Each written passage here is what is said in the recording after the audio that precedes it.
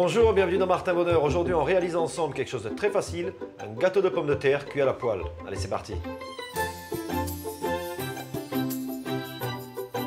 Les ingrédients pour la réussite de la recette.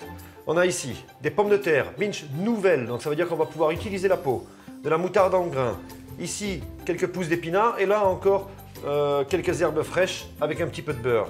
Donc les pommes de terre ici ont été lavées, séchées. On va commencer donc par les râper, donc directement gros côté de la râpe, hein. Et là, vous n'hésitez pas avec la peau. Et les pommes de terre avec la peau, on le fait uniquement en saison des pommes de terre nouvelles, c'est-à-dire maintenant. Et hop, on vient récupérer toute la pulpe des pommes de terre pour accentuer le goût de la pomme de terre.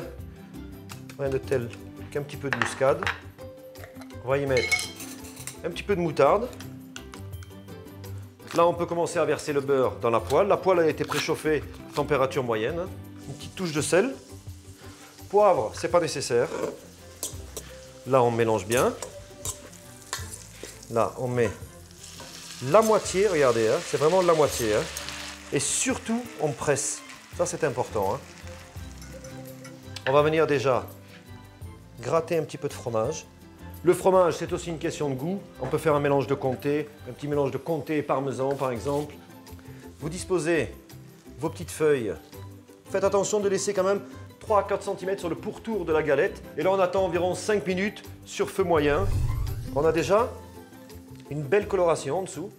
Donc maintenant, on va venir mettre la deuxième partie dessus pour emprisonner un petit peu tout ce qu'on a mis. On n'oublie pas de toujours bien presser, hein. C'est important pour la cuisson. Sinon, vous allez avoir quelque chose de très sec. Hein. Voilà, et on remet en cuisson ici pendant environ 2 minutes, simplement le temps d'étuver un petit peu le dessus. Donc, la petite astuce pour retourner la galette, vous mélangez cette petite eau comme ça, avec un petit peu de beurre. Vous retournez dessus. Vous faites ceci. Regardez. Et après, il n'y a plus qu'à glisser. Donc, vous voyez, ce qu'on veut, c'est quand même avoir une sorte d'ourlet comme ça, hein, quelque chose qui soit élégant. Et on va laisser cuire ça pendant encore 5-6 minutes à couvert et ce sera terminé.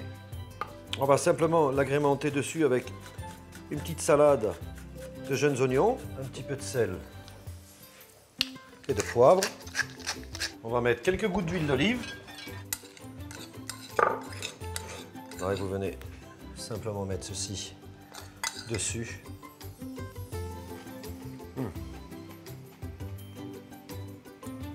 Et n'oubliez pas, les variations de température, c'est aussi un plaisir en cuisine. Bon appétit!